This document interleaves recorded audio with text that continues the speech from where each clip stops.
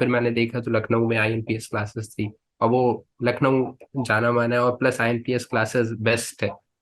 मैंने बेसिक्स के लेक्चर, मुझे +1 +2 की मैथ्स नहीं आती थी। प्लस मैं 5 साल का गैप हो गया था मैथ्स से, तो मुझे कुछ याद भी नहीं था। तो मैंने उनकी यूट्यूब पे बेसिक्स की क्लास पढ़ी है।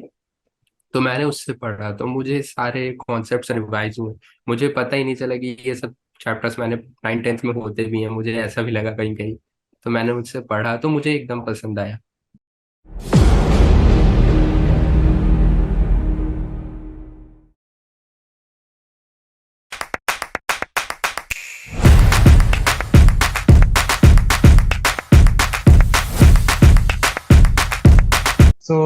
Hello everyone.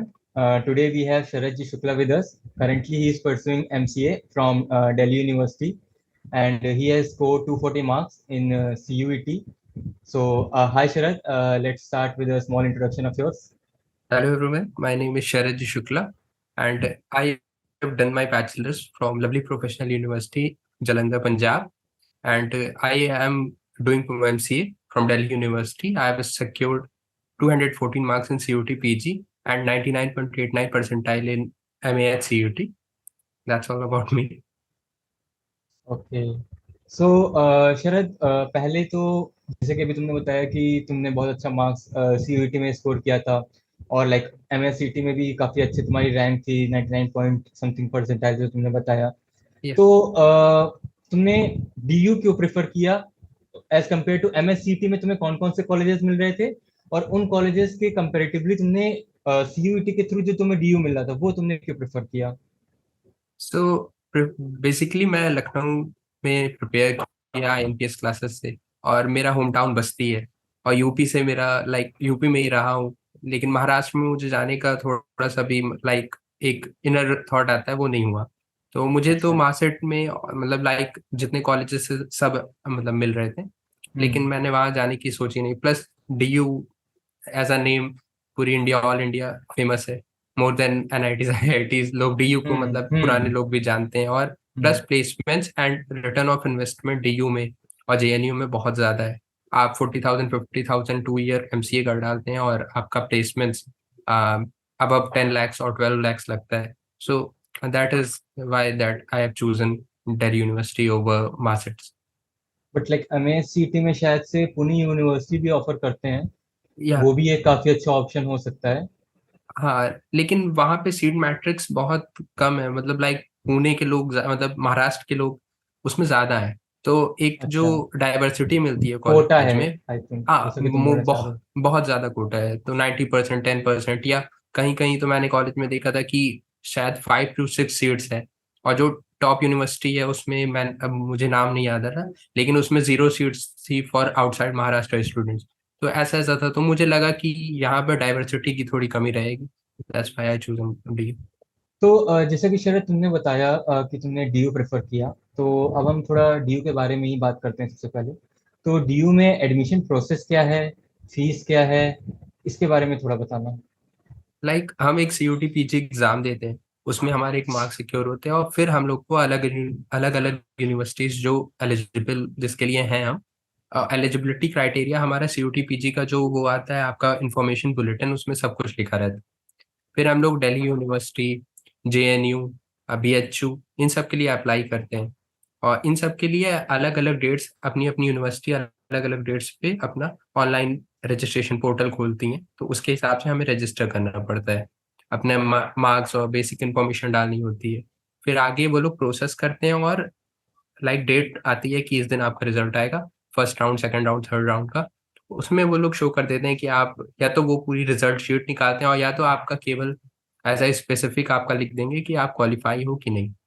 सो ऐसे ही डीयू में हुआ था, फर्स्ट राउंड हुआ था, सेकंड राउंड हुआ था, थर्ड राउंड हुआ था, फोर्थ राउंड हुआ था। उसमें हमारा मेरा राउंड में क्लियर हो गया था, और क्या कहते हैं आप, मेरा नाम आ गया था। तो उससे मुझे पता चल गया कि डीयू में हो गया, फिर बीएचयू में भी हो गया था इसी हिसाब से। जेएनयू में पार्ट बी रहता है, तो उसमें मेरा पार्ट ए में ज्यादा स्कोर था, पार्ट बी मेरा दोनों मिला के ज्यादा था। तो डीयू दोनों सेक्शन का हम लोग का कैलकुलेट करता है। तो उस हिसाब से मेरा डीयू और बीएचयू और लोअर सारे कॉलेजेस में हो गया था। लाइक फीस स्ट्रक्चर क्या है, और जैसे कट ऑफ की अगर हम बात करें, कट ऑफ क्या जाती है? कट ऑफ 200, मतलब क्लियर नहीं वो रिलीज टू होता है हंड्रेड इनके। प्लस 200 प्लस तो आपको होना ही चाहिए, 200 प्लस क्या उससे ज्यादा ही होना चाहिए, 210 प्लस, क्योंकि काफी कटथ्रोट कंपटीशन है डीयू के लिए। और बल्कि लाइक आप अगर जनरल कैटेगरी से हैं तब मैं बता रहा हूँ, बाकी थोड़ा बहुत मार्क्स हर कैटेगरी के साथ गिरता रहता है।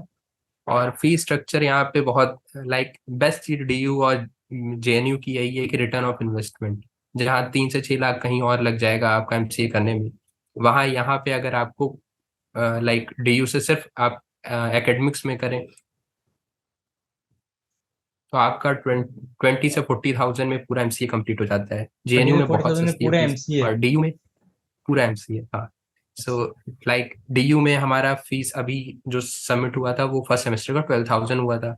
सेकेंड सेमेस्टर में हम लोग का 8,000 सबमिट होगा। फिर हम लोग का नेक्स्ट मतलब उसके थर्ड सेमेस्टर में 12,000 और फिर 8,000, लाइक 40,000 हम लोग का अभी के लिए ये फी स्ट्रक्चर है। लेकिन ये डिफरेंट डिफरेंट होता है, मतलब हर साल थोड़ा सा बढ़ता है, और थोड़ा ही सा बढ़ता है मिनिमम, लाइक ज्यादा फर्क नहीं पड़ता उस चीज का। और प्लस यहाँ पे लाइक कि हाँ। स्कॉलरशिप्स भी आती हैं, लाइक हम लोग का एफएसएस है, और लाइक ये हम लोग के डिपार्टमेंट में है एमसीए के लिए, तो आपने जो भी फी सबमिट की है वो वापस भी हो जाती है कभी कभी, ऐसा भी होता है। उसमें कुछ एलिजिबिलिटी क्राइटेरिया होता है, वो आपको मीट करना होता है, फिर आपको लाइक मतलब जो आपने दिया है वो भी आपको लगभग मिल जाता है। लाइक अब डीयू के थोड़ा करिकुलम के बारे में बताओ कि लाइक पहले तो डीयू में जो एमसीए है वो 2 ईयर से या 3 ईयर से है? यू का एमसीए 2 इयर्स का ही डिजाइंड है, और इस हिसाब से डिजाइन किया गया है कि आपका जैसे थर्ड सेमेस्टर में जो कंपनीज आती हैं उसके लिए आप वेल प्रिपेयर्ड हो। लाइक हमारा कोर्स कैरिकुलम अभी तक के सीनियर्स और जो सुपर सीनियर्स हैं हम लोग के, वो बता रहे हैं कि बेस्ट है, क्योंकि हम लोग का फर्स्ट सेकंड सेमेस्टर में जो क्वेश्चंस लाइक जो सब्जेक्ट्स होते हैं O S D B M S, computer network, C plus plus या पाइथन, जो भी आपकी प्रोग्रामिंग लैंग्वेज है, उसके जो आपके ये सब इंपॉर्टेंट सब्जेक्ट्स हैं, कुछ कुछ कॉलेजेस इसको बाद में डालते हैं, लाइक आपका इंटरव्यू शेड्यूल हो गया उसके बाद के सेमेस्टर्स में ये सब सब्जेक्ट्स। तो यहाँ पे फर्स्ट और सेकंड सेमेस्टर में ही ये सब क्लियर हो गया है कि मतलब हम लोग को कोर सब्जेक्ट अलग से नहीं पढ़ने पड़ेंगे, जो सेमेस्टर में हम लोग को पढ़ा दिया जाएगा, हम लोग पहले से उसके लिए प्रिपेयर्ड होंगे। सो यहाँ का ओके। कोर्स करिकुलम बहुत अच्छा डिजाइन है अभी के लिए। सो लाइक डीयू में प्लेसमेंट्स कैसे हैं, प्लेसमेंट कैसे सिनेरियो है? प्लेसमेंट्स ही यहाँ की सबसे अलग बात है, लाइक कोई भी अलग लाइक अलग कॉलेजेस आप कंपेयर कर लें, डीयू का प्लेसमेंट ही सबको लाइक अपने तरफ अट्रैक्ट रहता है रिटर्न ऑफ इन्वेस्टमेंट के नाते। और लाइक ये तो हमारी जो प्लेसमेंट बॉडी है वो पूरी की पूरी स्टूडेंट बॉडी है, hmm. Independent, without like interference of teachers और something. We can do anything, like we can call company, we can like follow up on those clients और लाइक कंपनीज। सो ये सबसे अच्छी चीज़ है, लाइक लाइक जब teachers पे वो चीज़ होती है तो टीचर्स एक बार मेल करते हैं, दूसरे 2 बार मेल करते हैं, लेकिन यहाँ की जो स्टूडेंट बॉडी है वो हर दिन हर रात लाइक मैसेज कर सकती है कि आपने हमें रिप्लाई नहीं किया, आपने कंपनी को कैसे अप्रोच किया, कंपनी को लाइक स्टूडेंट को खुद पता है कि हमारी प्लेसमेंट लगने वाली है, तो वो जो 10% लोग कर सकते हैं वो 100%, 110% जाके कोशिश करते हैं कि कोई अच्छी कंपनी लाओ, नई नई कंपनीज देखूं लिंक्डइन पे। लाइक यंग जनरेशन रहती है तो लिंक्डइन और इन सबका सोशल मीडिया का यूज करने आता है उन्हें, लाइक कंपनीज और टीपीओ से कनेक्ट होती है। तो ये सबसे अच्छी बात है। और प्लस यहाँ पे इस तरह से देखा जाता है कि क्लास में कैसा स्ट्रेंथ है, लाइक कैसे किस कोर के बच्चे हैं, किस नॉलेज के हैं। जैसे कोई अगर डेटा साइंटिस्ट के लिए कर रहा है तो हम लोग ज्यादातर कोशिश करते हैं कि डेटा साइंस वाली कंपनीज लाएं, ताकि कोई भी बच्चा अनप्लेस ना हो, चाहे आपको डीएसए आता हो चाहे ना आता हो। लाइक हर फील्ड के लिए हम लोग की placement season, like placement companies हम लोग बुलाने की कोशिश करते हैं। तो ये हम लोग का स्टूडेंट बॉडी होने के बहुत फायदे हैं। तो यही सब है। हाँ, यस। Okay okay. सो जैसे कि तुमने इतने सारे बातें बताई डीयू के बारे में, और काफ़ी ज़्यादा जैसे कि तुमने कहा रिटर्न ऑफ इन्वेस्टमेंट बहुत अच्छा है, तो बिल्कुल सही बात है। अब हम थोड़ा तुम्हारे प्रिपरेशन के ऊपर बात करते हैं। लाइक सीयूईटी, जैसे कि तुमने बताया कि तुम बिलोंग करते हो बस्ती, आई थिंक, जैसे कि या तुमने बताया। बस्ती। तो क्या वहाँ पे इतनी अवेयरनेस है एमसीए को लेकर के कि हाँ एमसीए जैसे भी कुछ होता है, और like top universities top colleges में एमसीए के लिए एग्जाम्स होते हैं, और बहुत ही नॉमिनल फीस में आप एमसीए परस्यू कर सकते हैं और इसका फ्यूचर बहुत अच्छा है, ऐसा कुछ अवेयरनेस है वहाँ पे? लाइक बस्ती में तो ये नहीं है, लाइक मैंने +1 +2 में अपनी बायोलॉजी से की है, तो मुझे कंप्यूटर्स में थोड़ा लाइक इंटरेस्ट था, लेकिन मैंने मैथ्स नहीं ली थी। मुझे उस टाइम ये नहीं पता था कि मुझे लाइक कंप्यूटर फील्ड में ही जाना है। तो फिर मैंने एक्सप्लोर किया तो मुझे पता चला बीएससी कंप्यूटर साइंस होती है या फिर बीसीए होता है। तो मैं एलपीयू से बीसीए कंप्लीट की अपनी, लेकिन फर्स्ट ईयर कंप्लीट के बाद कोविड आ गया तो मैं ऑनलाइन ही करने लगा। फिर मुझे पता चला कि लाइक जब मैं एलिजिबिलिटी किसी कंपनी के लिए अप्लाई करने की कोशिश करता था तो एलिजिबिलिटी में मोस्टली मैं देखता था कि एमसीए दे रहा है या मतलब बीटेक या बीएस दे रहा है, बैचलर ऑफ साइंस। तो एमसीए की एलिजिबिलिटी हर जगह मुझे दिख रही थी, लेकिन बीसीए के लिए बहुत कम अपॉर्चुनिटीज दिख रही थी। और प्लस मैंने कई बार लाइक अप्लाई भी किया या मेल किया रिक्रूटर को, तो उन लोग का भी रिप्लाई नहीं आता था। तो मुझे लगा कि एमसीए करना मैंडेटरी है यहाँ पे। फिर मैंने सर्च किया तो मुझे पता चला लाइक बस्ती और गोरखपुर लाइक सिटी में तो कोचिंग्स नहीं थी उस तरह की। तो फिर मैंने देखा तो लखनऊ में आईएनपीएस क्लासेस थी, और वो लखनऊ जाना माना है, और प्लस आईएनपीएस क्लासेस बेस्ट है। लाइक मैंने बेसिक्स के लेक्चर, मुझे प्लस 1 प्लस 2 की मैथ्स नहीं आती थी, प्लस मैं 5 साल का गैप हो गया था मैथ्स से, तो मुझे कुछ याद भी नहीं था। तो मैंने उनकी यूट्यूब पे बेसिक्स की क्लास पढ़ी है। तो मैंने उससे पढ़ा तो मुझे सारे कॉन्सेप्ट्स रिवाइज हुए। मुझे पता ही नहीं चला कि ये सब चैप्टर्स मैंने 9th 10th में होते भी हैं, मुझे ऐसा भी लगा कहीं कहीं। तो मैंने उनसे पढ़ा तो मुझे एकदम पसंद आया। फिर मैं नितिन सर के पास गया, मैंने बात की कि मैं ऑफलाइन दूं या ऑनलाइन घर से करूं। तो सर ने कहा कि ऑफलाइन दो, ज़्यादा अच्छा है। यहाँ पे तुम एक डिसिप्लिन मैनर में आओगे, डेली क्लासेस लोगे अलग अलग, और लाइक स्टूडेंट्स का कंपटीशन सामने दिखता है तो ज़्यादा पढ़ने का मन करता है। और कंपटीशन नहीं, वो अच्छी चीज़ है। लाइक साथ में पढ़ो, साथ में अच्छा करो, बेस्ट रहता है। जैसे कि तुमने बताया कि तुम्हारा मैथ्स बैकग्राउंड नहीं है +1 +2 में, तो बहुत से लोग लाइक डरते हैं इस चीज़ से कि मेरा मैथ्स बैकग्राउंड नहीं है +1 +2 में, क्या मैं वो मैथ्स लाइक उस लेवल का, जैसे आप कंपटीशन में बैठ रहे हो तो वहाँ बहुत सारे ऐसे बच्चे होंगे जिन्होंने अच्छे होंगे मैथ्स में, +1 +2 में भी उन्होंने मैथ्स पढ़ी है, और बहुत सारे बीएससी मैथमेटिक्स के बच्चे भी आते हैं। तो एक वो थोड़ा सा डर हो जाता है कि हाँ मतलब क्या मैं कैपेबल हूँ, या फिर क्या मैं इतना पढ़ सकता हूँ कि इतनी प्रिपरेशन हो पाएगी मेरी कि हम उनसे कम्पीट कर पाए। तो तुमने मतलब किस तरीके से इस चीज को लिया, और लाइक तुमने इतना कैसे करेज बोल सकते हैं कि कैसे इतना करेज लाए कि हाँ ठीक है मैं बैठने जाता हूँ और मैं कर सकता हूँ। जब मैंने एमसीए के लिए देखा था तो मैंने जब देखा कि एलिजिबिलिटी लाइक मैथ्स है +1 +2 की, जहाँ डिफरेंशिएशन इंटीग्रेशन बस नाम ही सुना था अपने मैथ्स वाले दोस्तों से, तो मैं सोचा मैं तो करने लायक हूँ नहीं। लेकिन फिर मैंने थोड़ा देखा, मुझे एमसीए करना था बेसिकली। फिर हम्म। मेरा लाइक माइंडसेट ऐसा ही था। मैंने लाइक अपने 12th के बाद भी कंप्यूटर नहीं की थी, कभी प्रोग्रामिंग लाइक नहीं की थी। मैंने चलाना आता था, गेम खेलना आता था, वो सब तो सबको आता है। तो उस टाइम ही से मेरा ये माइंड वो रहता था कि कर लूंगा, देखूंगा अपना, मुझे क्या, मैं तो अपने अपने अपनी जितनी मेहनत है कर सकता हूँ, बाकी दूसरे का क्या कर रहे हैं ये मैं नहीं सोचता था। तो यही मैंने यहाँ पे भी आया, सोचा अपना अपना किया। बाकी लोग यहाँ पे भी बीएससी मैथ्स के थे जिनको बहुत कुछ आता था, आईआईटी में मेंस में अच्छा हुआ है, एडवांस नहीं गया, या कुछ रीजन से उन्होंने बीटेक नहीं लिया। तो ऐसे भी स्टूडेंट्स हैं काफी मैथ्स के स्ट्रॉन्ग मतलब लाइक अच्छे अच्छे अच्छे थे। लेकिन उनसे डरना जरूरी नहीं है, क्योंकि आप लाइक वो लोग भी कहीं ना कहीं से स्टार्ट किए होंगे, वो लोग भी कहीं ना कहीं तक सीखे होंगे। So, करेंगे कि जब मैं वहाँ गया तो वहाँ पे bachelor of like BSc maths के बच्चे हुए थे। वहाँ मैथ्स में जो जेई मेंस अच्छा दे के आए हैं वो सब भी बच्चे थे, तो अपना अपना सब कर रहे थे। लेकिन आपको डरने की जरूरत नहीं है, क्योंकि उन लोगों ने भी कहीं ना कहीं से स्टार्ट किया होगा तब वो उस लेवल पे पहुंचे। तो हमें भी वही चीज करनी है, प्लस कम टाइम में। थोड़ा हम लोग को स्ट्रैटेजिकली करना है कि हम्म। हम लोग को कम टाइम लगे और उनसे पार भी आ जाए, उनसे उनसे ऊपर आ जाए। तो उस चीज से डरना नहीं है, अपनी अपनी मेहनत करनी है। सुबह से शाम अगर वो 2 घंटा पढ़ रहे हैं तो आप 4 घंटे की कोशिश करिए। ऐसा नहीं करिएगा ओवर करिए, लेकिन कोशिश करिए थोड़ा हार्ड होने की अपने ऊपर, थोड़ा कोशिश ज्यादा करिए। लाइक मेरा अपने आप को पुश शेड्यूल, करना। हाँ पुश करना है आपको, चाहे कुछ भी हो जाए थोड़ा आगे आपको कोशिश करना पड़ेगा, क्योंकि आप +1 +2 में उस चीज के लिए नहीं किए हैं। तो आपको वो कहीं ना कहीं कवर अप करना है। अब यही एक साल मिला है आपको, तो जितना कोशिश है कर लीजिए, आगे पता नहीं मिले ना मिले। सो जैसे कि तुमने बताया कि तुमने यूट्यूब से पहले सर के बेसिक्स वाले लेक्चर देखे, उसके बाद फिर तुम ने कोचिंग ज्वाइन करने का सोचा।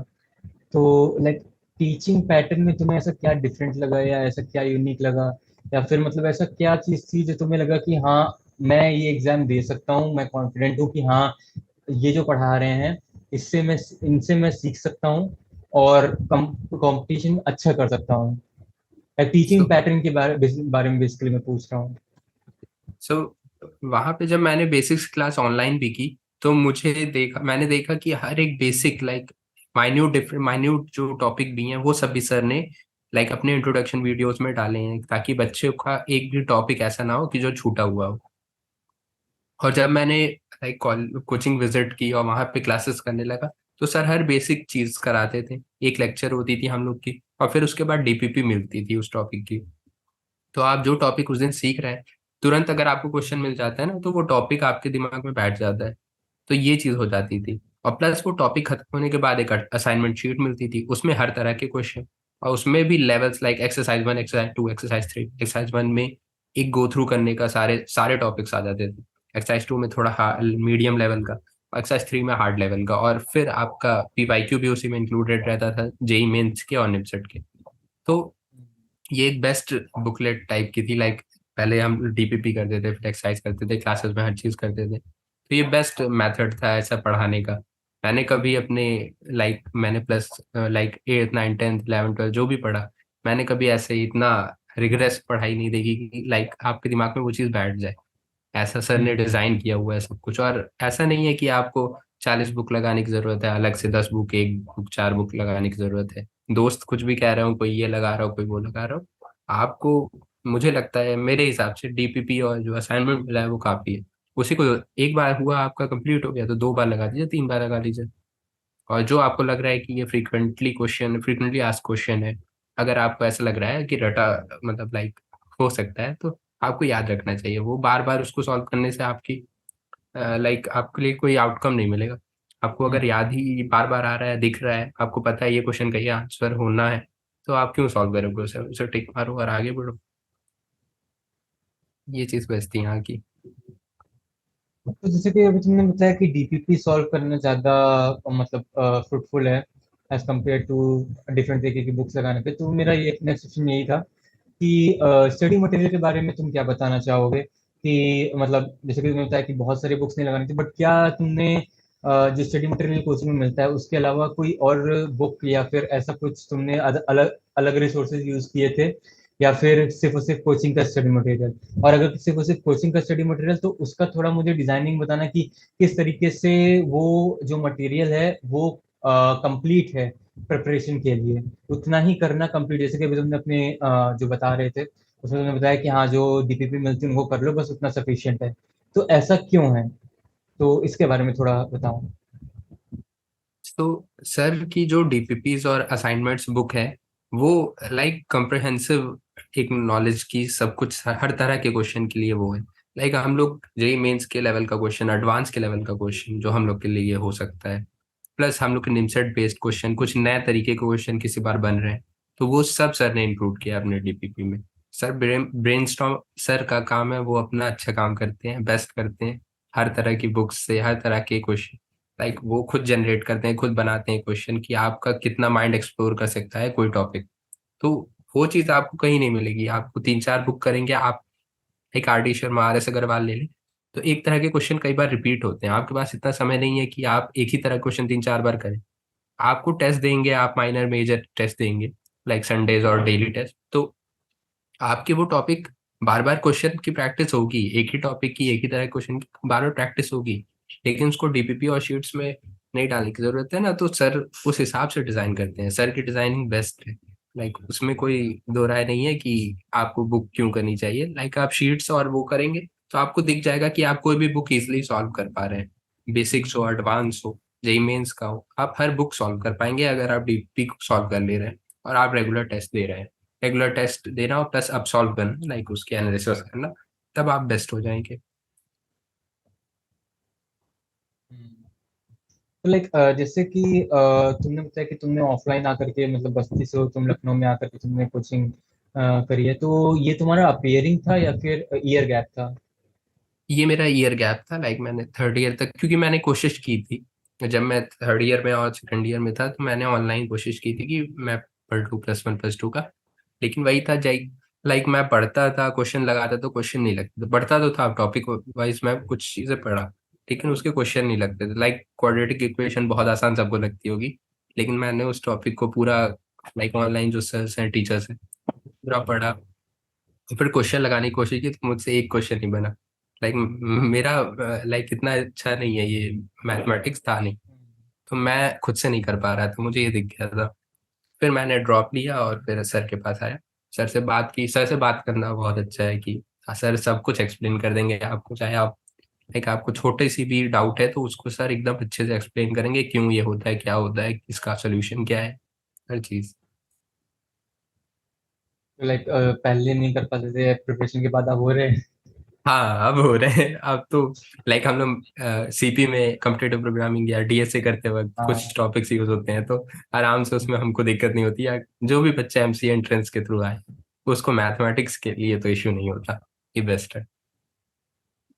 थोड़ा जैसे कि तुमने बताया कि तुमने लखनऊ में रह करके स्टडीज करी हैं, तो एक उधर लिविंग का भी कुछ एक्सपेंसेस होते हैं, क्या उसमें कुछ डिफिकल्टीज आती हैं, और मतलब कितना एक्सपेंस होता है, इस बारे में थोड़ा बताना। लाइक वहां पे मैं जब रहता था, स्टार्टिंग में हॉस्टल में रहता था 2-3 महीने, फिर बाकी फिर मेरी दीदी, लाइक मेरी फैमिली शिफ्ट हुई है लखनऊ में, मतलब मेरी छोटी बहन भी शिफ्ट हुई थी, उसका भी प्रिपरेशन था। तो हम लोगों ने, मतलब भाभी के, मतलब मेरे एक रिलेटिव थे, उनके फ्लैट के किनारे अपना एक फ्लैट लिया था, लाइक वहां से, क्योंकि दोनों लोग को रहना था, प्लस खाना पीना ये सब खुद ही करना था, तो वहां लिया था। तो फिर वहां से, लेकिन ये था कि डिस्टेंस बहुत ज्यादा थी, लेकिन लाइक रिलेटिव अपना वहां था, तो इस नाते हमें अच्छा था। तो वहां से आने में भी आधा घंटा, लाइक 10-10 किलोमीटर दूर में रहता था, तो हम्म। वहां से पानी बिल्कुल।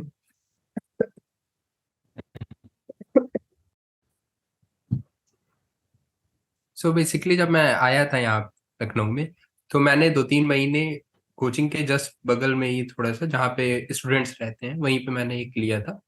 तो वहां पे तो ज्यादा महंगा नहीं था, 3.5 के अराउंड हम लोग का डबल शेयरिंग रूम था, और प्लस खाना अलग से हम लोग का मिल जाता था, 3 के अराउंड। तो हम मेरा 6,500-7,000 में रहना और खाना हो जाता था। बाकी जो अपना डेली का एक्सपेंस है, लाइक चाय और चाय वाय, चाय नमकीन ये सब खाना, ये सब अलग है। तो आप 8-9,000 में आराम से कर सकते हैं, अगर आपको बजट फ्रेंडली है, और आप थोड़ा अच्छे में रहना चाहते हैं या अच्छा करना चाहते हैं तो 12,000 14,000। तो हम्म। स्टूडेंट्स को इतना ही करना चाहिए, बाकी आप जैसा करना चाहें। हम्म। सो फिर उसके बाद मैं मेरी फैमिली, मतलब मेरी सिस्टर को भी प्रिपरेशन करना था, तो हम लोग एक रिलेटिव थे वहाँ पे, सोसाइटी रहती थी, तो वहाँ हमने फ्लैट लिया फिर, क्योंकि वो मैंडेटरी हो गया था, अकेले रहती, वो छोटी बहन थी मेरी, तो उसके लिए अकेले थोड़ा मुश्किल हो जाता, तो वहाँ मेरे हम्म। रिलेटिव रहते, तो फिर मैंने वहाँ शिफ्ट किया, लेकिन उसके चक्कर में मेरा 10 किलोमीटर का डिस्टेंस बन गया था वो। तो फिर मैंने अपनी लाइक व्हीकल मंगाई अपने बस्ती से, और फिर मैं डेली ट्रैवल करता था, तो उसमें मेरा 30-40 मिनट अराउंड यूज हो जाता था, ठंडी गर्मी में जाना, सुबह सुबह जाना, वो भी एक हम्म। बर्डन हो गया था, लेकिन ठीक है, थोड़ा प्रिपरेशन में होता ही। तो यही सब चल रहा था। कोचिंग में सीयूईटी, एमएससीटी, निमसेट, इन सब की प्रिपरेशन होती है, तो टेस्ट किस हिसाब से, किस सारे जो एमसी एंट्रेंस एग्जाम है वो कवर हो सके, तो थोड़ा टेस्ट पैटर्न और टेस्ट की शेड्यूल के बारे में बताओ। लाइक टेस्ट शेड्यूल्ड हम लोग का एक माइनर टेस्ट होता था, लाइक सुबह 9 से 10 के बीच में, और वही सेम टेस्ट हम लोग का रात को 10 से 11 को, लाइक ऑनलाइन वे में रहता था, या रिपीट होता था, या उसमें कुछ नए क्वेश्चन होते थे, लेकिन 9 से 10 हम लोग का रात को, 10 से 11, सर जिस हिसाब से सेट करें, लाइक जिसमें स्टूडेंट्स को कोई दिक्कत ना हो उस हिसाब से सेट करते थे। 9 से 10 या 10 से 11 आपका टेस्ट रहता था रात को, और 9 से 10 हम लोग का ऑफलाइन टेस्ट होता था। और 9 से 10 जो टेस्ट होता था वो डेली होता था, टॉपिक वाइज होता था, चैप्टर वाइज होता था। चैप्टर में जैसे हम लोग का वेक्टर हुआ तो scalar, triple product, dot product, ऐसे लाइन से चलता था ये टॉपिक। और एक कोई एक टॉपिक जिसमें ज्यादा क्वेश्चन मांगता है वो टॉपिक, या ज्यादा आस्क है, उसके 6-7 क्वेश्चन एक ही टॉपिक के हो जाते थे हम लोग के टेस्ट, एक ऑफलाइन मोड में एक ऑनलाइन मोड में। और प्लस हम लोग को 9 से 10 हम लोग टेस्ट देते थे, 10 से 11, साढ़े 11 हम लोग एनालिसिस करते थे। फिर अतुल सर की क्लासेस करते थे 11 से 1। फिर हम लोग 11 से लाइक 1 बजे से अपना लंच वंच करने के बाद फिर से सर की डीबीपी या कोई रिवाइज कर लेते थे या कोई क्वेश्चन कर लेते थे। फिर नितिन सर की क्लास 2 से 4, 2 से 3:30 ऐसे चलती थी। फिर शाम की क्लास शेड्यूल थी। तो काफी अच्छा शेड्यूल था, और प्लस वहाँ ज्यादा सोचने का समय नहीं था। अपना आते थे हम लोग, क्लास करते थे, थोड़ा सा खाए पिया, फिर पढ़ाई शुरू। ये सब अच्छा था वहाँ पे कि लाइक बच्चे जब खाली होते हैं तो ज्यादा बिजी हो, लाइक ज्यादा इधर उधर हो जाती है, तो वो ज्यादा था नहीं। जब हम लोग के हाथ में काम रहता था तो हम लोग उसमें लगते थे। हम लोग फ्री ज्यादा होते नहीं थे, तो मजा आता था इस चीज में। पढ़ने से हम लोग का कॉन्टिन्यूसली कंटिन्यूटी बनी रहती थी हम लोग की। सो पेपर को अटेम्प्ट करने का जो तरीका होता है, उसके लिए तुमने क्या स्ट्रेटेजी बना रखी थी? बिकॉज एक क्वेश्चन पेपर में, मतलब एक एग्जाम पे में डिफरेंट सेक्शंस होते हैं, और कभी कभी क्या होता है, किसी सेक्शन में आप अच्छा करते हो, किसी सेक्शन में आप उतने कॉन्फिडेंट नहीं होते, या उतना मतलब अच्छा नहीं है आपका। सपोज जैसे मैथ्स है, रीजनिंग है, देन आपका कंप्यूटर है, इंग्लिश है, आप इंग्लिश उतना मतलब अच्छा नहीं कर सकते हो। तो आप क्या स्ट्रेटेजी बना करके क्वेश्चन पेपर को, पहले से आपकी स्ट्रेटेजी रहती थी कि हाँ मतलब मुझे पहले ये वाला सेक्शन अटेम्प्ट करना है, फिर ये वाला सेक्शन अटेम्प्ट करना है, और क्या क्वेश्चंस को लेकर के भी कुछ एक माइंड में बना के गए थे कि हाँ मतलब इतने नंबर ऑफ क्वेश्चंस मुझे अटेम्प्ट करने ही है? तो बेसिकली ये क्वेश्चन पेपर को अटेम्प्ट करने का क्या तुम्हारा अप्रोच था? तो जब मैं टेस्ट देता था तो मुझे अपने जो मेरे स्ट्रॉन्ग पॉइंट्स हैं, मुझे वीक पॉइंट्स हैं, वीक टॉपिक्स हैं, मुझे पता चल जाते थे लगभग। और मुझे ये पता चला, एक टॉपिक क्या, एक सब्जेक्ट के हिसाब से मुझे पता चला कि मुझे मेरा क्वांट रीजनिंग अच्छा है, हो जाता है। लेकिन मैथ्स मेरा बहुत लाइक वीक है, मुझे इस पे वर्क करना पड़ेगा। तो मैं क्वांट रीजनिंग के ज़्यादातर क्वेश्चंस नहीं करता था, मतलब during my preparation, like daily जो क्वेश्चन होते हैं उसमें क्वांट रीजनिंग को ज़्यादा ध्यान नहीं देता था, मैं अपना मैथमेटिक्स पे ध्यान देता था। फिर ऐसे ऐसे टेस्ट देते देते हम लोग को पता चला। फिर डेली क्वेश्चंस ये टारगेट नहीं बना के चलता था कि आज मुझे 50 क्वेश्चन करने हैं, आज मुझे 100 क्वेश्चन करने हैं, हम्म। जो भी 120 में से मुझे 80 करने ही है, ना तो मेरा नंबर नहीं आएगा, ये नहीं होता था। क्योंकि क्वेश्चंस कभी भी हार्ड, जैसे पेपर ही था, इस बार नेमसेट का पेपर हार्ड आ गया और वही सेम एनआईटी पिछले साल बनाई थी, उस बार इजी आया। तो ये तो हम्म। है नहीं कि आपका हर बार इजी आएगा, आप 80+, 90+, 100+ अटेम्प्ट करके आ रहे हो। आपको कभी कभी वो 50+ भी अटेम्प्ट करके भी नंबर, लाइक आप सिलेक्शन ले सकते हो। तो ये मेरा कभी भी टारगेट नहीं रहता कि आज इतने क्वेश्चन करने। बस ये चीज रहता था कि अगर ये क्वेश्चन मैंने पहले किया है और नहीं बन रहा है तो ये गलत बात है। बाकी अगर मैंने ये क्वेश्चन देखा है तो मुझे, मैंने कहीं सॉल्व किया था उसे, तो मुझसे ये क्वेश्चन होना चाहिए। और उसमें भी ये नहीं है कि ईगो पे लेके उसको 3 मिनट के क्वेश्चन को 10 मिनट दे रहा हूँ। ये चीज नहीं करता था। अगर हो रहा है तो ठीक है, नहीं हो रहा है तो ठीक है, एनालिसिस करूंगा तो मुझे पता चल जाएगा कि मैं कहाँ छूट गया था, क्या चीज मैंने गलती की। मेरा और पेपर में ये चीज रहता था कि लाइक इन एमसेट वाले में, कि मैं 1 घंटा 10 मिनट टॉपिक मैथ्स को दे देता था, 25 से 30 मिनट अपने रीजनिंग को देता था, कंप्यूटर को 20 मिनट, और बाकी का 10 या 8 5 मिनट अपना हम्म। इंग्लिश का। क्योंकि इंग्लिश का आपको आता है, नहीं आता नहीं आता, आपको टिक करना है सीधे, नहीं आ रहा है तो आगे बढ़ो। ज्यादा सोचने की उसमें चीज नहीं है। रीजनिंग में भी आपको जैसा वो क्वेश्चन कह रहा है वही चीज आप भर रहा हो, आपका आंसर आपको मिल जाता है लगभग। और मैथ्स में आपको सोचना पड़ता है कि ये क्वेश्चन में मैं टाइम दूं, कि मैं इसको बाद के लिए रखूं हम्म। या अभी अटेम्प्ट कर लूं। तो इजी क्वेश्चन जो होते हैं, जो हर टॉपिक में होते हैं, कि आप उसके वो क्वेश्चंस तो नहीं छोड़िए, तो वो तो तुरंत आप करिए। फिर जिसमें आपको लग रहा है कि ठीक है, इजी तो है, लेकिन ये इसका कैलकुलेटिव वो ज्यादा है, तो उसको बाद के लिए रख लीजिए। क्योंकि कैलकुलेशन में अगर जल्दी जल्दी में किए तो आपकी गलती होने वाली है। मीडियम क्वेश्चन आप लेटर के लिए ट्राई कर सकते हैं। पहले फ्लो में आपको मैथ्स का इजी क्वेश्चन, मेरे हिसाब से जो मैं करता था, मैं इजी क्वेश्चन पे करता था, फिर से मैथ्स शुरू करता था, फिर मैं मीडियम के जो कैलकुलेशन वाले थे वो करता था, हार्ड वाले को मैं आखिरी के लिए छोड़ता था कि अगर समय बचा तो मैं इस पे भी एक ट्राई मारूंगा। फिर मैं रीजनिंग पे आता था, फिर कंप्यूटर पे, और फिर इंग्लिश, और फिर से मैं हार्ड वाले क्वेश्चन पे समय देता था कि क्या ये क्वेश्चन मुझसे बन रहा है, क्या कोई अप्रोच है, ऑप्शन पुटिंग या वैल्यू पुटिंग, या ये सभी मेथड्स होते हैं, ट्रिक्स होते हैं। ऐसा नहीं है कि आपको सिर्फ सॉल्वेबल तरीके से निकलना है आंसर। हिट आपको एंड इन ट्रायल। टेस्ट में आपको करना चाहिए हिट एंड ट्रायल, और जो जो आपके पास मेथड्स उससे करिए। एनालिसिस में ये चीज ना करिए कि हिट एंड ट्रायल से आप एनालिसिस कर डालें, ये तो आपका गलत चीज हो जाएगी। आपको टॉपिक पकड़नी पड़ेगी एनालिसिस में, एनालिसिस इंपॉर्टेंट है। और टेस्ट का तरीका अलग होता है। टेस्ट लाइक हम लोग को अटेम्प्ट करने का, उसमें आप हिडन ट्रायल यूज कर सकते हैं, उसमें आप अपनी स्ट्रैटेजी बना सकते हैं। लेकिन जब एनालिसिस करें तो आपको हर क्वेश्चन का टॉपिक पता हो, आप कैसे उसका अप्रोच पहुंचना है। और अगर आपका कोई और एफिशिएंट अप्रोच है, लाइक डीएसए में भी हम लोग करते हैं, तो आपको अपने दोस्तों से पूछ लेना चाहिए कि ये कैसे किया, हमें ये क्वेश्चन इस तरह से नहीं समझ में आ रहा है, शायद उसने दूसरे तरीके से किया हो, तो उसको भी समझने की कोशिश करनी चाहिए। तो जैसे कि अभी स्टार्टिंग में तुमने बताया था कि तुमने सबसे पहले यूट्यूब से सर की वीडियोस देखे, तो फिर भी मैं ये जानना चाहूँगा कि घर पे बैठ करके और एक ऑनलाइन चीज़ पढ़ना और कोचिंग आकर के उस चीज़ को पढ़ना, क्योंकि तुमने दोनों ही किए हैं, कितना डिफरेंस होता है और क्या एडवांटेजेस डिसएडवांटेजेस होते हैं, और कितना डिसिप्लिन हमारी तरफ से चाहिए होता है, इसके बारे में थोड़ा बताओ। तो जब हम ऑनलाइन मेथड से पढ़ते हैं, लाइक ऑनलाइन ट्यूटोरियल से या जो भी आपका रिसोर्सेज पढ़े हैं यूट्यूब और किसी की वेबसाइट पे, तो हमें एक अपने तरफ से डिसिप्लिन बनानी पड़ती है कि डेली हमको इतना टॉपिक करना है, फिर इतने क्वेश्चन करने हैं। लेकिन ये डिसिप्लिन बहुत कम ही लोग बना पाते हैं कि आज मैंने, लाइक मेरी 2 घंटे क्लास है तो मैं ये 2 घंटे की ऑनलाइन क्लास लूंगा, फिर उसके बाद 2 घंटे सर ने वहाँ कहा है कि मतलब क्वेश्चंस लगाओ, तो मैं घर पे भी बैठ के क्वेश्चंस लगाऊंगा, सिर्फ 10 मिनट का ब्रेक लूंगा, 15 मिनट का ब्रेक लूंगा। ऐसा मतलब घर पे ये सीन नहीं बन पाता। आप उठते हैं 15 मिनट के लिए, लेकिन आपका हो जाता है 1 घंटा। तो वो चीज़ में कमी मुझे भी अपने घर पे महसूस हुई, इसलिए मैं ऑन मतलब ऑफलाइन जाने की प्रेफर किया। ऑफलाइन में बेस्ट, ऑनलाइन की बेनिफिट्स यही है कि आपका आने जाने का कम्यूट का टाइम बच जाता है, हम्म। आपके पास कोई ओवरहेड बर्डन नहीं रहता कि आप भीड़ में जा रहे हैं, ये वो, कभी बारिश हो रही है, कभी धूप पड़ रही है, इन सब से आपको दिक्कत नहीं होती, ठंडी पड़ रही है, ये सब चीज़ें अच्छी है, घर की खाना मिल रहा है आपको। लेकिन ये सब हम्म। जब प्रिपरेशन करते हैं तो ये सब थोड़ा सा त्यागना पड़ता है।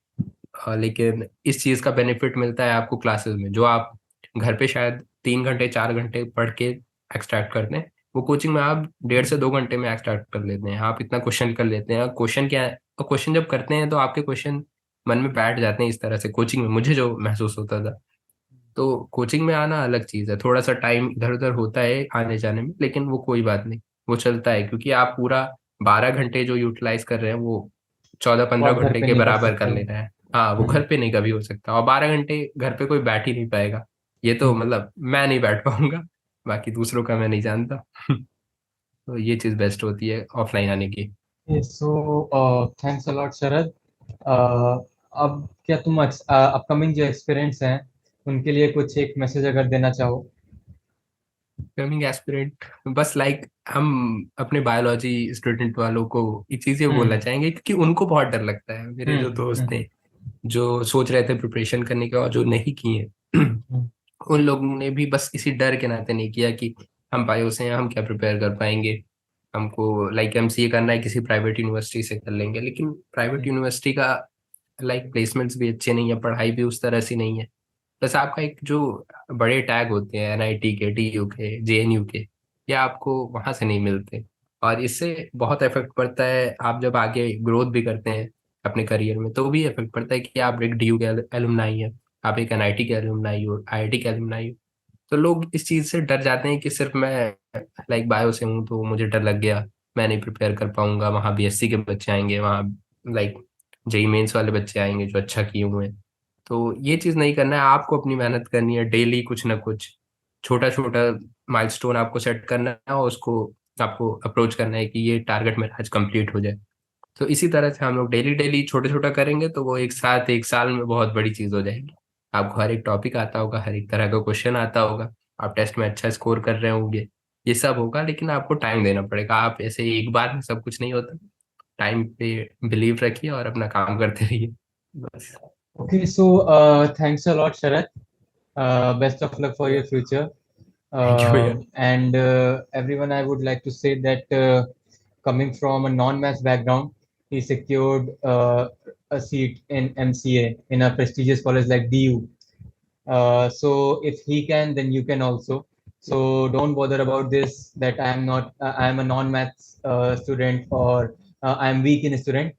If he can do, then you can also do. या sure. And the level of these kind of MC entrance exam is not that much high. So easily, anyone who dedicates himself or herself to prepare in the preparation of the exam can crack the exam easily.